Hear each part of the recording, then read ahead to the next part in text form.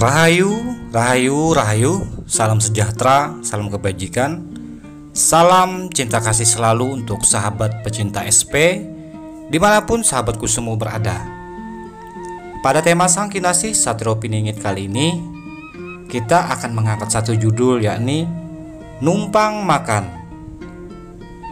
Wahai sahabat SP, sahabat Ksatria Piningit yang sejati, sahabat SP yang tercerahkan, tentunya putra putri Nusantara yang telah kembali pada kesadaran diri. Sahabat SP tentunya yang telah kembali pada kesadaran diri akan memahami betul akan jati dirinya, terlebih lagi jati diri bangsanya, di mana putra putri Nusantara sejak zaman dulu kala turun-temurun dari generasi leluhurnya mengajarkan akan norma, sopan santun, tata krama, unggah-ungguh, dan welas asih, di mana diajarkan antara lainnya adalah menghormati, menghargai, dan menganggap atau melayani seorang tamu bagaikan raja. Mungkin di antara sahabat yang mendengarkan cerita ini tentunya tidak asing lagi tentang melayani seorang tamu bagaikan raja. Tamu adalah raja. Nusantara kita adalah jati diri kita, di mana sejak zaman dulu kala Nusantara kita telah dihuni oleh masyarakat asli Nusantara dengan keanekaragaman, kekayaan yang terkandung di dalam bumi pertiwi kita, tentunya membuat perhatian seluruh penjuru dunia ingin datang, hadir, dan mampir di bumi pertiwi kita. Berbagai macam ragam alasan orang untuk hadir dan mampir di negeri kita. Ada yang bertujuan untuk menjalin silaturahmi, ada yang tujuan untuk berkunjung semata, melihat keindahan yang ada di alam bumi pertiwi kita. Dan ada pula yang datang berkunjung untuk hidup serta mencari makan di bumi Nusantara kita.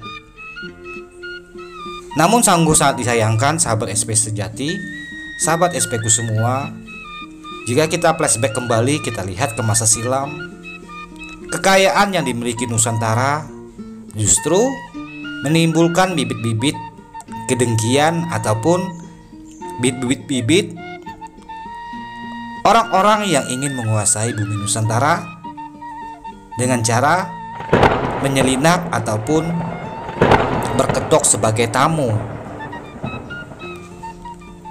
Para putra-putri Nusantara yang telah terbimbing oleh para leluhurnya memiliki sopan santun, unggah-ungguh, tata krama, berlandaskan welas asih.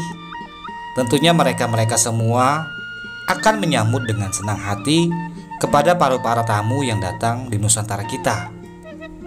Para tamu yang hidup numpang makan di Nusantara kita.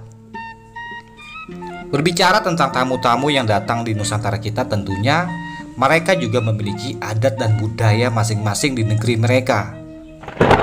Namun karena keenakan serta merasa nyaman di Nusantara kita, mereka pun menetap di Nusantara kita dengan membawa pemahaman serta adat budaya mereka. Karena itulah para tamu-tamu yang datang dari luar negeri, para tamu-tamu yang datang dari luar bangsa kita,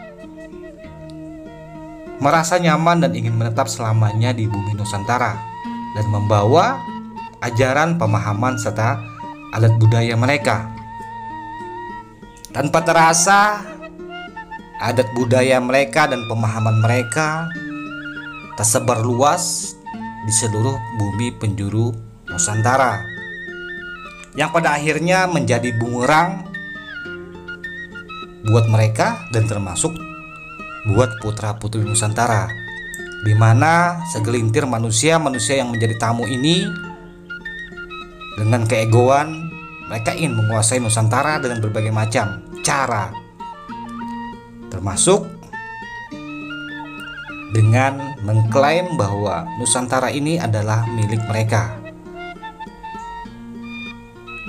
Akan tetapi mereka tidak menyadari bahwa sesungguhnya mereka hanyalah tamu di Nusantara. Lantas, untuk apa mereka menyebarkan pahaman-pahaman mereka, mengganti pemahaman putra-putri Nusantara dengan pemahaman mereka? Dan yang terjadi malah pemahaman-pemahaman itu sendiri terpecah-pecah menjadi golongan-golongan, di mana setiap golongan-golongan itu merasa paling benar, merasa paling suci, dan merasa paling patut dicontoh ataupun diikuti. Merasa paling benar, yang lain salah, sehingga terjadilah gesekan-gesekan dan perpecahan. Para tamu terpecah belah, para putra-putri Nusantara kehilangan jati diri karena terkikis oleh perkembangan zaman yang semakin berkembang dan budaya sendiri terselimuti. Budaya kita sendiri hilang terkikis zaman. Tentunya bagi sahabat-sahabat SP semua yang telah kembali pada kesadaran diri akan memahami betul dan akan paham betul siapa tuan rumah yang sebenarnya dan siapa tamu di Nusantara kita. Orang-orang Nusantara selalu baik budi pekertinya, selalu menghargai dan menghormati para tamu-tamunya, bahkan dianggap sebagai raja.